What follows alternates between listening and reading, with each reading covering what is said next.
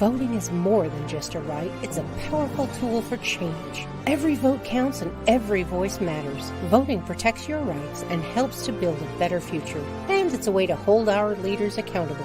Voting isn't just about the big elections either. Local elections impact our daily lives. It is important to study the candidates and the issues in order to make an informed decision. Election 2024. Don't sit it out. Your vote is your power.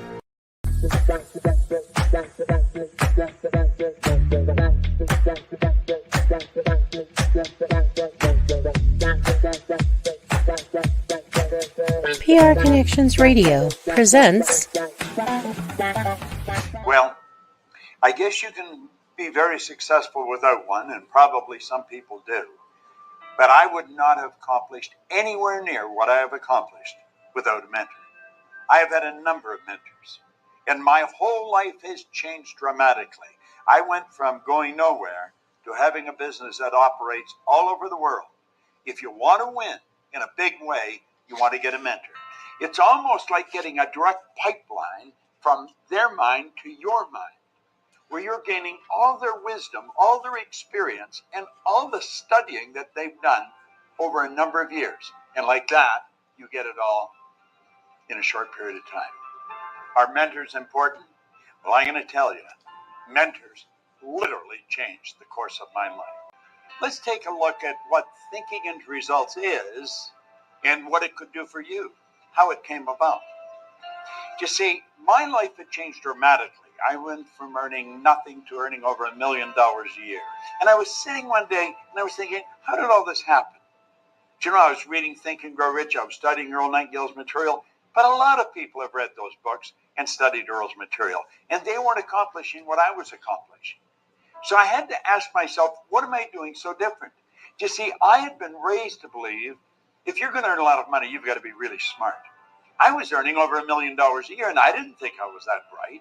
I was also raised to believe if you don't go to school, you can't win. Well, I hadn't gone to school. I went to high school for about 2 months. I didn't have a good job. I owned the entire company. If you want to be happy, healthy, and prosperous, it's all here. Thinking into results is going to show you how to get it. If what I've said really triggered something in your mind and you're thinking maybe, contact the certified PGI consultant. Hit the button, leave the information. Do yourself a favor. Sit down and talk to them about what this program can do for you. This very well could be the decision that will change the rest of your life. Thank you, Bob. That's Bob Proctor. And I'm Sid Maestri. I'm a certified consultant with the Thinking and Results program. And today, we want to talk about your paradigm, or I should say your programming, the way we're programmed. You may or may not be familiar with the paradigm, or you've heard it, but what it really is, it's our habits, a multitude of habits and ideas, and they control us. Your conscious mind that we're in right now has an idea, is going to take some action, and if it's against your programming, something you haven't done before, you don't want to do it. Well, you're not thinking you don't want to do it, but that's in your programming. And when you go to take the action on that idea,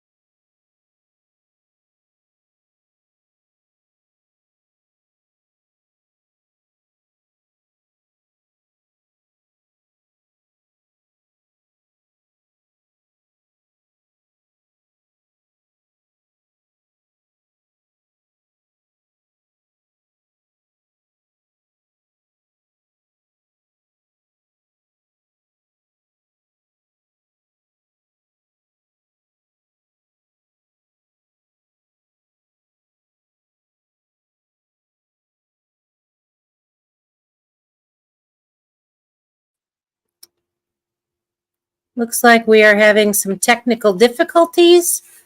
John, would you like me to bring you in before Sid comes back? Maybe you can talk a little bit to his message.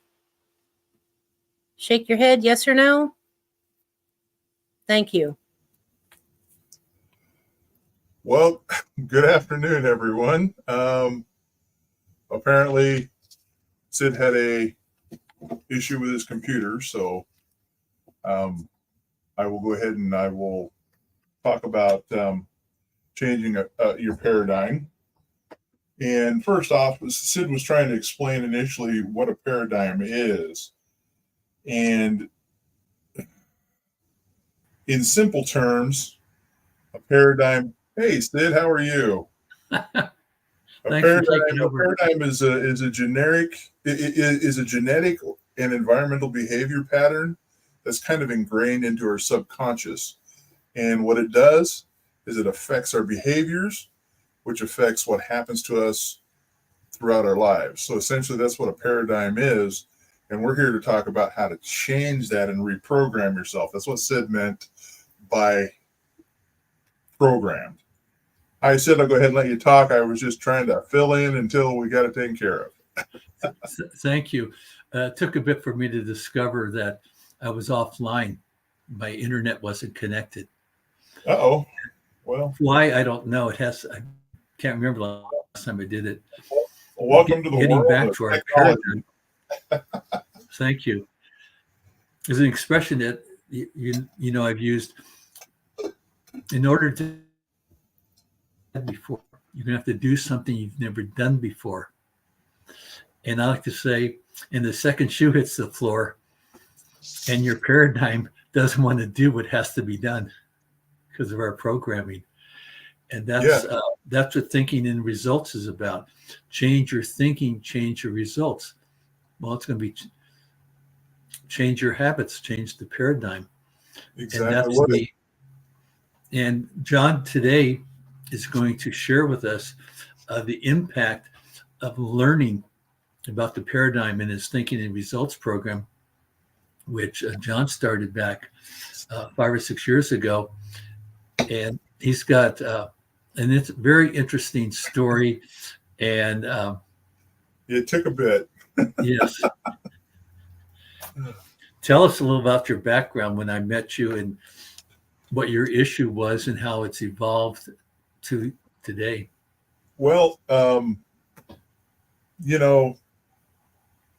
my biggest paradigm change has been weight that I need to change. There's a lot of issues that come when you have excess weight on. You have joint pain, you have all kinds of other things to do and deal with. And when you step on the scale and it says 950 pounds, there's probably an issue somewhere in there that has to be corrected. And so I decided at that point that I probably should work on correcting it. And I started slowly because I didn't understand anything I was doing. This was in 2004.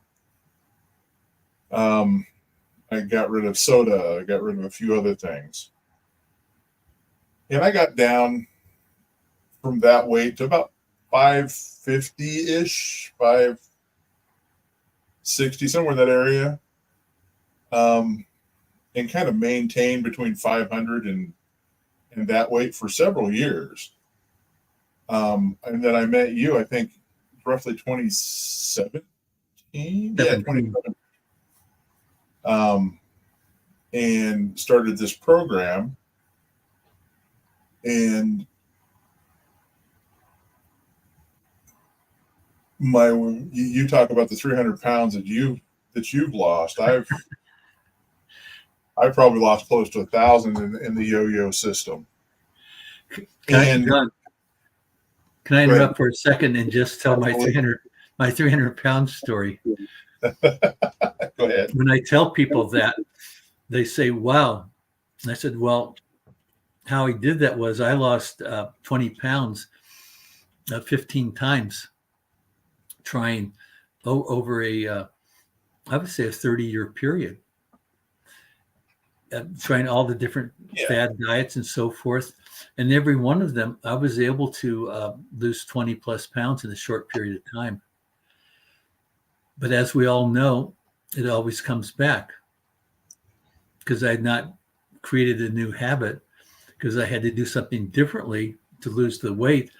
And of course, that was long before I learned what a paradigm was, and was fortunate to meet Bob some years ago. And as soon as I started studying the Thinking Results TIR program, I met somebody that had a program, and it's a 6-week program. And I signed up, and what do I have to do? Well, every day you've got to exercise 30 minutes or walk 30 minutes. That's what I did. 15 minutes in one direction and back, and I could change that, and drink X amount of water. Well, I did that. Had the types of food to eat. I stayed to that schedule. And every night I text the activity for the day and send it off to my coach. And only one time did she chastise me because I'd had a dessert. I said, well, I was at a convention at a big dinner, and like I didn't want to be the only one at the table that wasn't having a dessert. Right. But bottom line was I lost the weight that I wanted to do, and no one else in the group did, about 4 or 5 others. And I asked my coach, why didn't they have any success? And she gave me the simple answer. They didn't do what they were told to do. And that's coming into the paradigm. Their paradigms wouldn't allow them to do that. Well, and here's the deal, though. You gained it back, though, right? Well, unfortunately, particularly during COVID. And this was the lesson I had to learn. Was you did all the right stuff and it worked, but you still hadn't changed your mindset. You just changed what we're doing physically temporarily. So your subconscious said, oh, well, this is just temporary, so I'm okay with that. And that's what I've been running into. And I didn't, and this took a while to realize on my part how that works, because we're our own worst enemies. We end up sabotaging ourselves more than any outside source ever could. Would you agree with that? 100%. Can we go back for a second? Sure. The weight loss in 2016 was good for 3 years. Mm-hmm. I was eating healthy and exercising. And 16, 17, 18, 19, but it was when COVID hit in. I lived by myself. Yeah. And I totally lost my focus and the comfort foods and so forth. And then afterwards, I did tell you this. So I gained more weight than I was when I lost it in 2016. And I was powerless to not do it. And it was not eating the pizzas and stuff. And it's so easy to get back into, because your subconscious is like, oh, I did this for so long, I'm comfortable here. And he can change that bad habit right back. And that's what happened. The next step after hitting a high in 21, 22, just by eating properly, what I'd been doing before, and I was seeing it coming down, which was reinforcing. So now I'm good. And then this year, I got diagnosed with prostate cancer 6 or 8 months ago. And it affected, I thought I was okay. I'm getting treatment, feeling good. But I started eating bad stuff again. Mm-hmm. And there was a conversation I had with you last week, our last podcast, that I committed to doing exactly what I did in 2016, and I don't have a coach. Well, I do have a coach. I got someone who knows about eating, John Gage. And what do you get every day from me?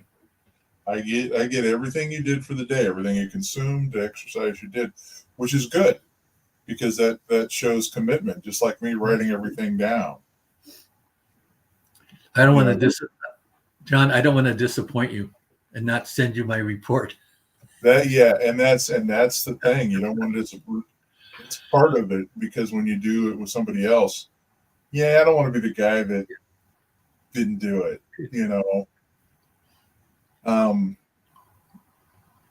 but ultimately,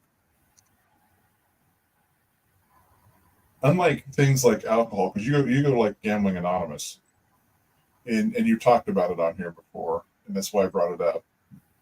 But it's something you can stop doing. Or like eating is something we can't stop doing. We have to eat, so we have to learn to control that, and it isn't just a physical habit. We have to learn what we're doing and what we're consuming and how it affects our bodies. And I think that's been the biggest part of my journey because I got really, when I started getting really serious about losing the weight, I've learned so much about food and I've learned so much about vitamins. I mean, we're discussing today, the difference between cyanocobalamin and methylcobalamin, which are both B12 vitamins, but one's synthetic and the other one's a natural. And by the way, the methylcobalamin is the natural. This is the one you guys should be taking. But there's just these little things that you learn that you're like, well, I was putting that in my system. And when you stop putting it in your system, all of a sudden things start changing. You're like, okay. So, and it's one step at a time. It's little bitty steps that end up causing a big, huge change. But this was a big change for me. And I mean a big change because I would get up in the morning and I would have to have breakfast and coffee, and my breakfast would be large. And then I would snack in between. Then I'd have a big lunch. Then I would snack in between. And then I'd have a big dinner. And then I'd have a few snacks before in bed and maybe a couple of drinks, adult beverages. And that adds up. And you're putting all that in your system. And now, since I started this, because I started doing it right before we started doing this podcast, I eat one, maybe two meals in a 24-hour period now. And I rarely snack. I save room for one snack, and that's for when my wife is home and we're sitting down watching TV, and it's a specific snack of popcorn. So it's not really a huge thing, but I make sure that it's within my caloric intake so I can consume it. But I stopped drinking alcohol. I don't eat. I eat very few grains. Once in a while, I don't hardly eat bread anymore. I don't. I drink mostly water. I do drink a lot of coffee. I drink a lot of coffee. But when I was talking to my doctor yesterday, we were talking about nutrition. He says, "You know more about this than I do." I'm like, "Oh, okay," because I just wanted to make sure I was doing it right. He says, "As far as I can tell, you are." Because he has no clue what nutrition is about. And I found that interesting because he's supposed to be my primary care physician and supposed to understand, basics about everything. And he didn't even understand the basics about eating. And I found that to be an interesting thing. But you can reprogram your subconscious.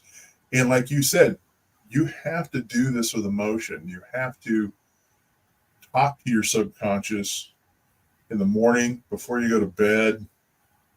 I tell myself at night, I weigh 275. I'm happy I weigh 275. I'm grateful I weigh 275. I'm at peace with 275. And I picture myself and I go to sleep saying that. I just started that here the last week. That has an amazing effect on how I wake up in the morning and think about food.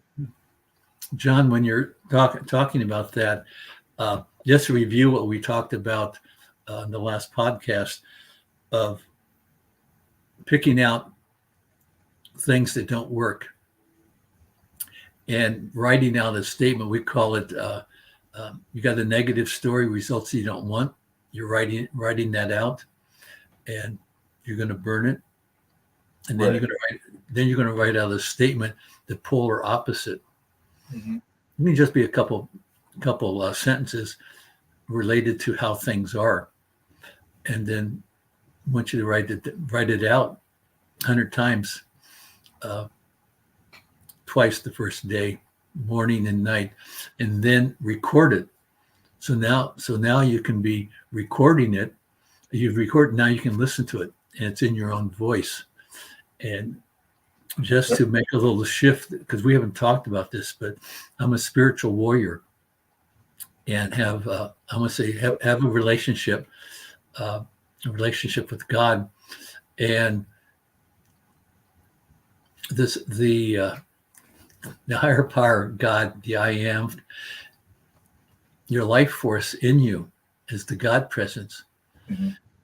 And when you speak it and then you record it and you're listening to your own voice, you're also acknowledging it's coming into your subconscious, into your God presence, that connection that's so valuable. I could record it and you could listen to that, but when you record it in your own voice, very, very powerful. And we have on our phones. And you made a key observation. Your own voice, because your subconscious is what you're trying to reprogram. You can't reprogram my subconscious. I have to do that. I have to be the one to say, I need to reprogram this. And I don't snack like I used to. My wedding ring slides right off my finger now. My watch, when I got this watch for my birthday 3 weeks ago, it didn't spin, and now I'm finding myself having to spin it back into place. I'm going to have to remove links here soon. You know, all these little things that you do, it's like my goal weight is 275. So I've learned that I need to balance the protein, the fats, and I don't need carbs. We talked about the food pyramid, right? We grew up with this. You and I grew up with the food pyramid. Oh yes. And on the bottom of the food pyramid, it says grains and breads and that kind of stuff is what you're supposed to eat the most of every day. And those have what? They have carbs. When you look at what our body needs, we have 7 essential proteins our body has to have. 2 essential fats our body has to have. And essential carbs are absolutely 0. None. We could literally go without eating carbs. It's like insulin. We were under the understanding that insulin spikes because we eat sugar, which is true. But do you know what the function of insulin is? This is something I learned here not that long ago. Tell me. Insulin's function is to prevent anything else in the body from burning fuel except sugars, to get rid of them. So I found if I fast for 18 hours before consuming my next food, at least, I've gotten rid of all of that. My insulin levels are back down to normal. I'm in ketosis, which is the keto diet, and what it does is it helps start producing your own stem cells and that kind of thing. So it starts healing your body a little bit. So I try to eat within a 6-hour period, because I try to go at least 18 hours before I eat. And I'm finding that I feel better. The doctor even said that that's actually a really good habit. he says, but that's about all he knew. He said, that's about all I know. So I do find it interesting because when I try to talk to physicians about it, it's like you talk to a nutritionist, and they're like, well, yeah, you do understand it. Okay. Is there anything I can do different? Well, no, not really. It's like, thank you. Here's your money. It feels like I'm just throwing it away. And because I really try to understand what I'm doing. And I think that's part of becoming emotionally involved and changing your subconscious. You get really involved in what you're doing because that's the emotional attachment to it that actually causes the change. The one thing that has been consistent for thousands of years is you become what you think about. You also become what you eat. Correct. I hadn't thought of that. What you said about the 18 hours, and I'm looking at, I get up early, say 6-ish, and eat maybe 6. I juice vegetables at 12, and then I normally eat something at 6. Well, that's 12 hours, and the breakfast is breaking the fast, and I'm looking at 12 hours, 6 at night and 6 in the morning. So I thought, oh, well, I can wait till 7, and I can wait another hour and eat an hour earlier. Now I've got 14 hours. And I never break my fast with a carb anymore. I used to, but I no longer break it with carbs. I break it with protein and fats. Because you can actually put if you're hungry, you can put a tablespoon of MCT oil in your coffee, and that'll actually hold your hunger back for a couple of hours. And it doesn't break your fast. What kind of oil was that? The whole idea with the fast is to keep the insulin level down. What kind of oil did you add? What was you added to your coffee? MCT. It's actually NCT. It is actually organic coconut oil. Okay. Cold pressed. Or you can do olive oil or butter.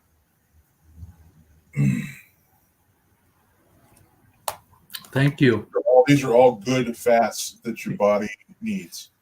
John, I'm looking up here. I got a little over a minute. Yes. So I want to close out here.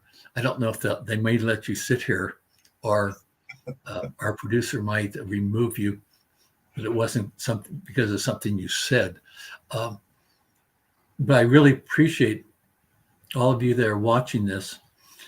And if you want to get a hold of me, you got Sid Maestri at .thinkingandresults.com. You can contact me there, put a message. You have a question, want to talk. I'd love to share the expression that Bob Proctor uses. If you can tell me what you want, I can show you how to get it. Yes. And that's exactly what Thinking and Results does. If you can tell me what you want, I can definitely help you get it. So until next week, I'll see you then next Wednesday, same time, 1:00 Pacific Standard Time. We set our clocks back this weekend, possibly for the rest of our lives, unless Congress gets a burr up their saddle on their saddle and wants to bring daylight back. So it's been fun. Thank you, John. You're just the best. I really enjoy our conversations. I learn something every time.